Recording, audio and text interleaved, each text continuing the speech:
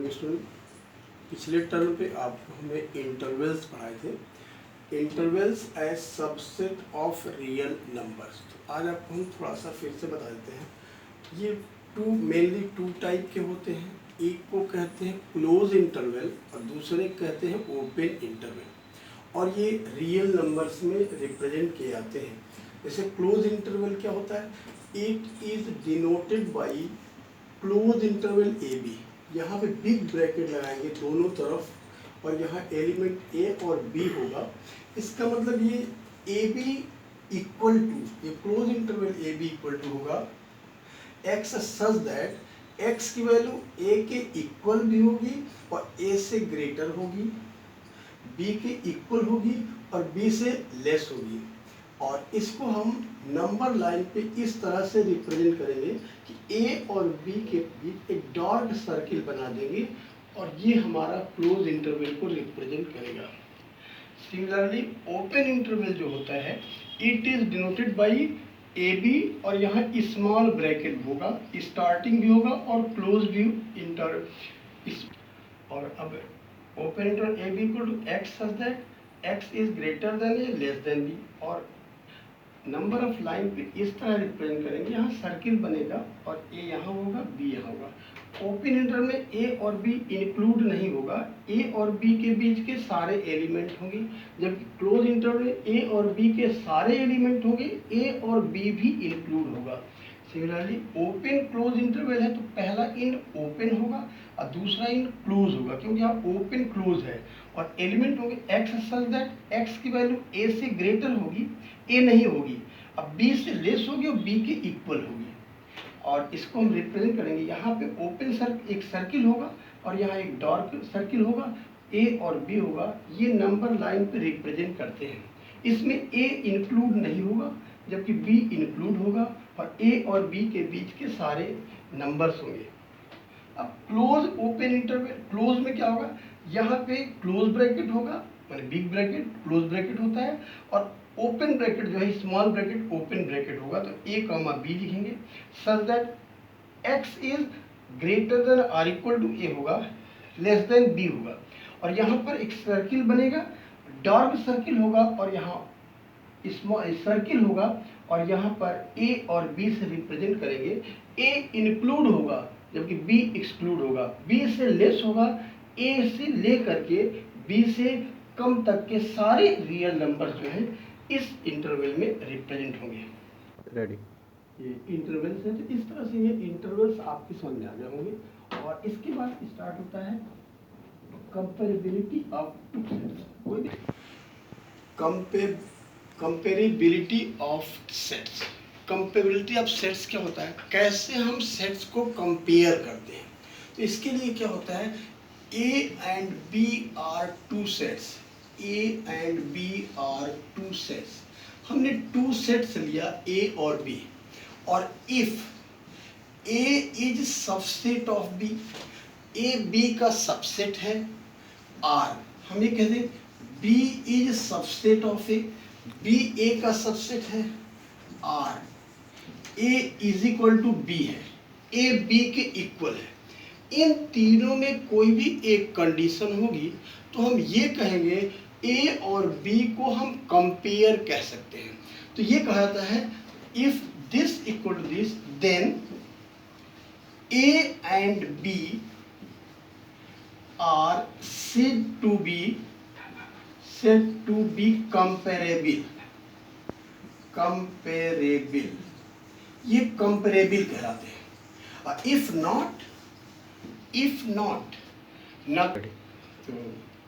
not माने यदि नहीं है तो माने ए बी का सबसेट नहीं है या बी ए का सबसेट नहीं है और ए बी के इक्वल भी नहीं है, then A and B are said to be incomparable।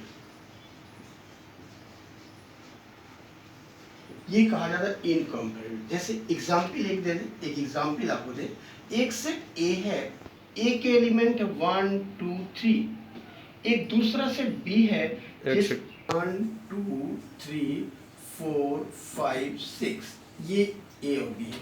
अब यहाँ ए क्या है, ए बी का सबसेट है, A is subset of B, A B का सबसेट है तो ए और बी क्या होंगे, कंपेरेबल कहलाएंगे।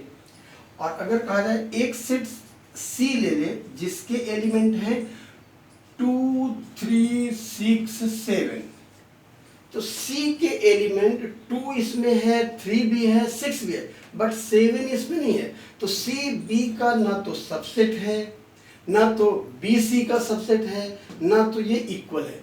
ये तीनों कंडीशन सेटिस्फाई नहीं हो रही है, तो B and C are incomparable, ये इनकम्पेरेबल होंगे। अब देखिए इसके बाद है पावर सेट। देखिए इसके बाद है पावर सेट। पावर सेट किसे कहते हैं, व्हाट इज पावर सेट?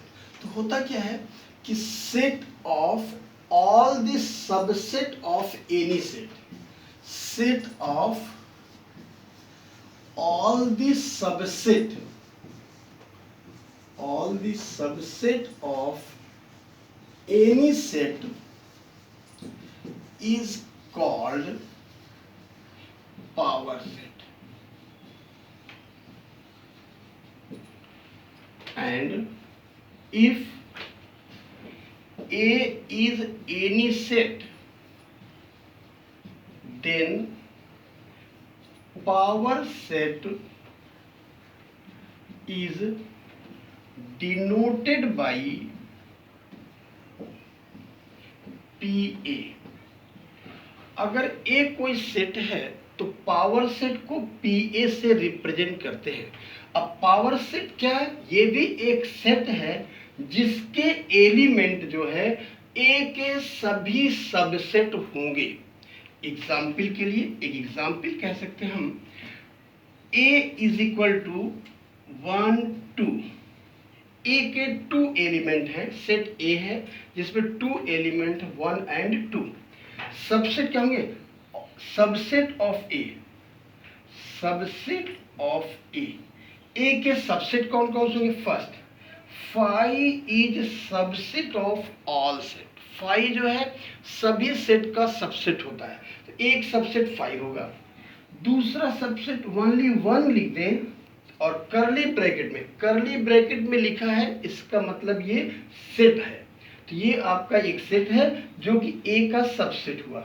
ऐसे ही 2 भी एक सेट है, ये जो करली ब्रैकेट में है और ये A का सबसेट है। और 1 2 ये भी A का सबसेट है। तो अब हम एक ऐसा सेट लिखें जिसमें A के सभी सबसेट जो है उस सेट के एलिमेंट हो जाए, तो ये सेट हमारा क्या कहलाएगा, पावर सेट। जैसे पावर सेट PA लिखना है, A के सभी सबसेट का जो है सेट निकालना है, तो एक फर्स्ट एलिमेंट क्या हुआ 5, सेकंड क्या है 1, थर्ड है 2 एंड फोर्थ है 1 2। ये सभी करली ब्रैकेट में लिखे हैं, तो ये भी सभी एक तरह के सेट हैं, बट ये पावर सेट के एलिमेंट हो जाएंगे। अगर हम आपसे कहें 1 क्या है इस PA के लिए, तो हम कहेंगे 1 जो है इसका एक एलिमेंट है, ये एलिमेंट को रिप्रेजेंट करता है।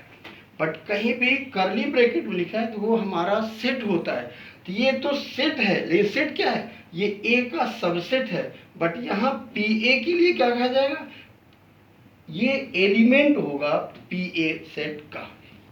देखिए अब इसके बाद इस तरह से कोई भी सेट हो उसके हम पावर सेट लिख सकते हैं। अब इसके बाद अभी आपके बहुत सारे क्वेश्चंस इस पे है वो कराते हैं।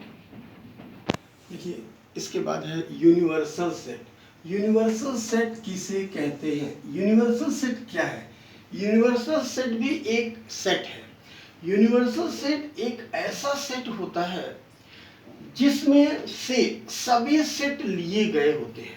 जैसे एक एग्जाम्पल आपको दे दें, n is set of natural number 1 2 3 4 5 6 7। ये n जो है एक सेट है जो आपका नेचुरल नंबर्स के है। तो अब ए नेचुरल नंबर है। अब हम एक सेट ए लिखे जिसके एलिमेंट है 1 2 3 4 5 एंड 6। एक दूसरा सेट बी है जिसके element 2 4 6 8 and so on infinite तक। एक सेट सी है जिसके एलिमेंट 1 3 5 7 ये है ऑड नंबर्स, इवन नंबर्स 1 2 3 4 5 6 तक। एक सेट डी है जिसके element prime numbers 2 3 5 7 11 13 and so on. अब हम अगर ये देखें कि ए बी सी और डी ये चारों सेट एन से लिए गए हैं, ये सभी सेट एन से लिए गए हैं। तो एन एक ऐसा सेट होगा जिसमें ये सारे सेट इसी से लिए गए हैं। तो एन को हम यूनिवर्सल सेट कहते हैं। और universal set is always denoted by capital you. Universal set जो है इज डिनोटेड बाई, इसको हम डिनोट करते हैं कैपिटल यू से। तो यहां पर अगर हम यूनिवर्सल सेट लिखते हैं तो यू लिखते हैं 1 2 3 एंड सो ऑन।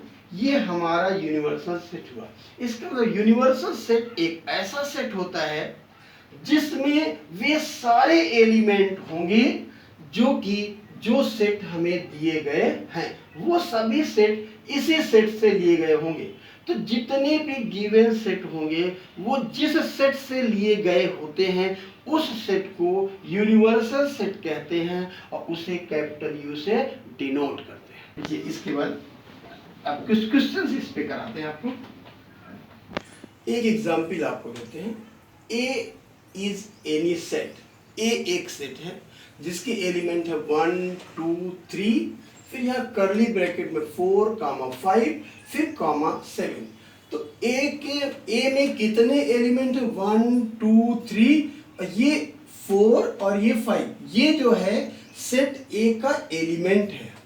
अगर आपसे कहा जाए कि इसमें आप जानते हैं बिलोंग का साइन कब होता है, जब कोई एलिमेंट उस सेट में होगा।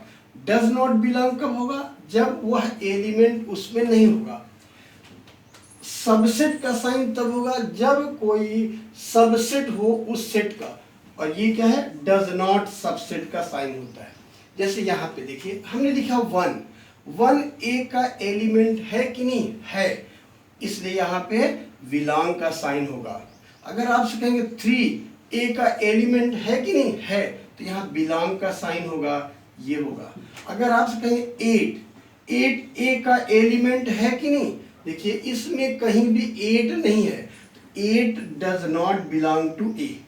अगर हमसे कहें 4 ए का एलिमेंट है कि नहीं, देखिए ए में कोई एलिमेंट 4 है, 1 है 2 है 3 है 7 है और ये 4 5 ये अलग एक है। 4 अलग से कहीं नहीं है, 4 एलिमेंट नहीं है, 4 डज नॉट बिलोंग टू ए। अगर ये लिखा था 4 5 और यहाँ करली ब्रैकेट होता, जबकि ये एक सेट को रिप्रेजेंट करता है, बट यहाँ पर इस सेट ए का ये एलिमेंट है यहाँ पे, इसलिए यहाँ बिलोंग का साइन रहेगा ए। अगर सबसेट लिखा होता जैसे लिखा है कि 1 2 3, ये सेट ए का सबसेट है कि नहीं, ए में 1 2 3 तीनों एलिमेंट हैं, ये एक ए का सबसेट होगा, यहाँ सबसेट का साइन लगा देंगे।